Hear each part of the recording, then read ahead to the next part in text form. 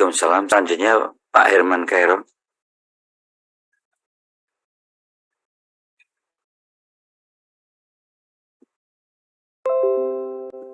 Bimo, pimpinan dan seluruh anggota Komisi 6 yang saya hormati, Pak Tito, Wakil Menteri BUMN 2, para baik dari Injourney maupun dari BPUI, dan anak perusahaannya.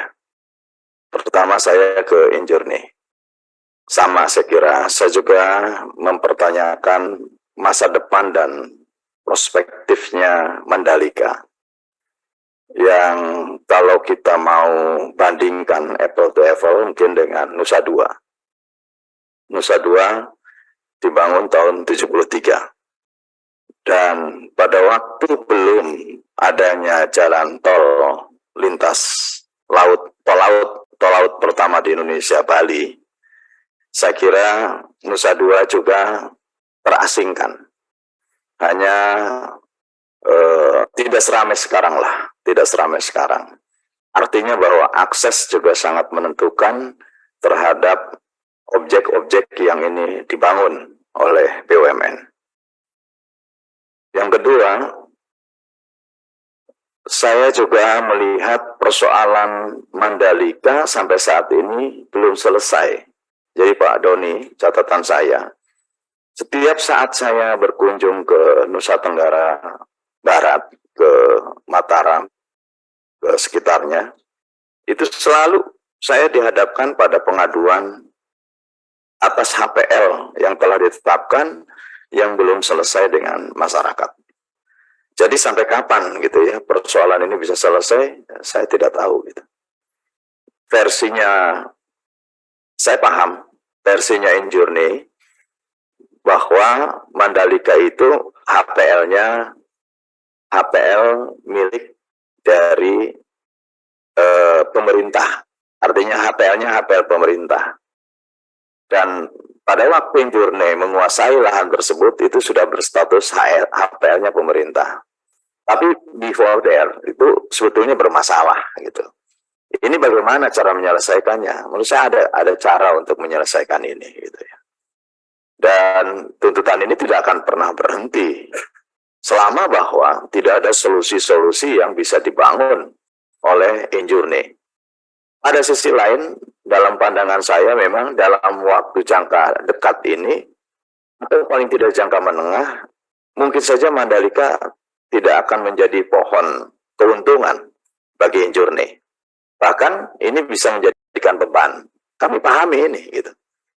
Dan memang untuk membangun infrastruktur maupun objek-objek tidak bisa menunggu. Kita memang harus berani untuk berinvestasi dalam jangka waktu yang lebih panjang. Nah, oleh karenanya mungkin Pak Doni dan kawan-kawan di Injourney maupun di anak perusahaan harus juga melakukan lebih agresif terhadap pendapatan lainnya. Misalkan Nusa Dua. Nusa Dua kalau pembangunan di sekitar Nasional Golok di sana mangkat seperti itu, harus juga cari jalan keluar, Pak Doni. Gitu.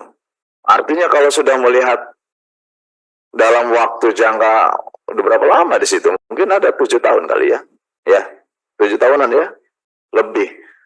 Kan nggak selesai-selesai gitu, masa dibiarkan begitu saja. Andai kata itu sudah bisa selesai, mungkin ini juga bisa menjadi pohon keuntungan bagi ITDC, yang juga ini memberikan keuntungan secara konsolidatif kepada Injourney gitu.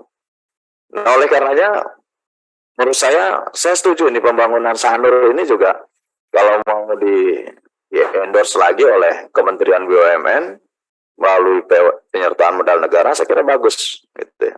Memang ini yang diharapkan gitu, untuk menutup terhadap objek-objek yang selama ini justru menjadi beban korporasi, ya harus ada cost subsidi yang ini bisa membackup-nya, sehingga tidak kemudian menggantungkan selalu kepada keuangan negara. Karena kehadiran BUMN sejatinya adalah untuk mendongkrak pohon fiskal negara. Gitu. Nah, oleh karena itu menurut saya, Pak Doni ya, Jadi bukan hanya sekedar kemudian membuat perencanaan Sanur untuk membackup Mandalika menurut saya, tetapi justru ya seluruh objek-objek yang ada yang bisa ditingkatkan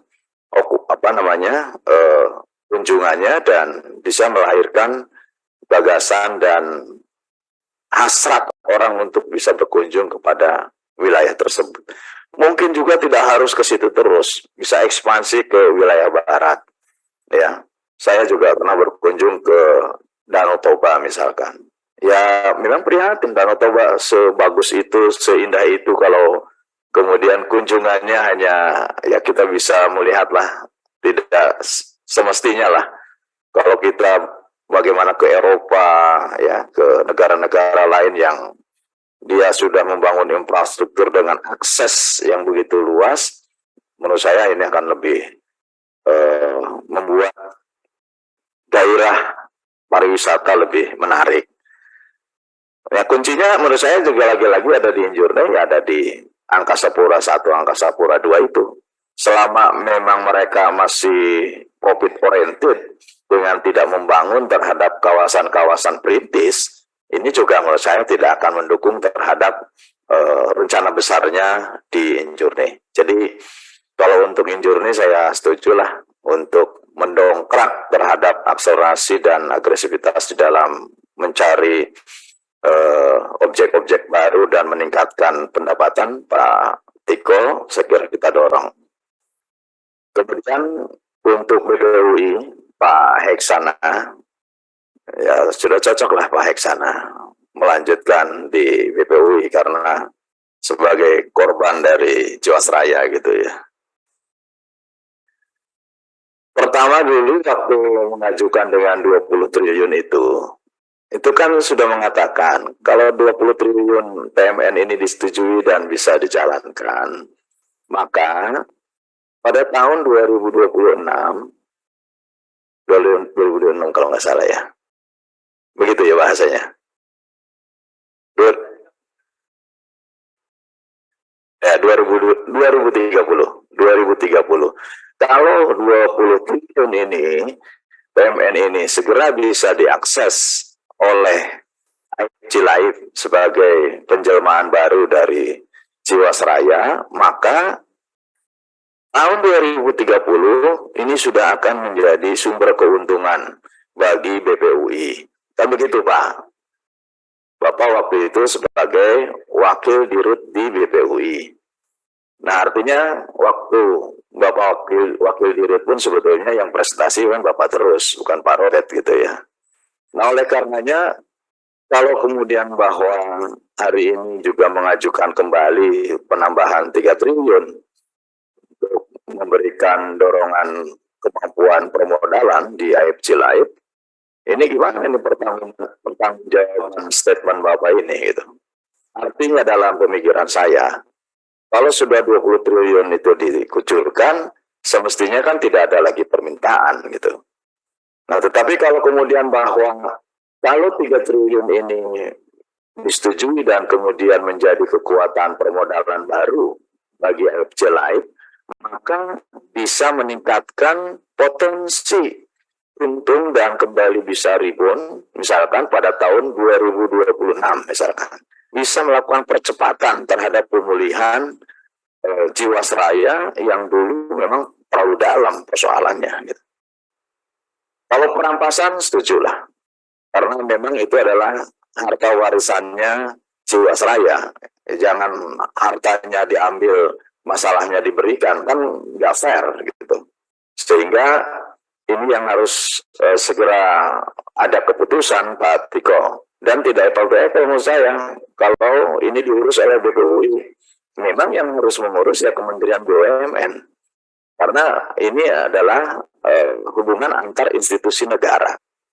Oleh karenanya ya Kementerian BUMN harus memiliki timeline. Nanti Pak Tiko saya juga meminta timeline. Sampai kapan perampasan ini bisa betul-betul memberikan daya dukung terhadap keuangan di BPUI. Nah yang 3 triliun saya kira saya mohon nanti pimpinan didalami dulu, termasuk ya permintaan yang 1 triliun lebih di di PT Aviasi Pariwisata Indonesia yang didalami dulu kemana sebetulnya arah dorongannya dan perspektif yang tentu ke depan justru membangun objek-objek yang tidak membebani, bahkan bisa membangun keuntungan untuk korporasi dan tentu pada akhirnya memberikan keuntungan bagi negara. Sekira demikian. Terima kasih.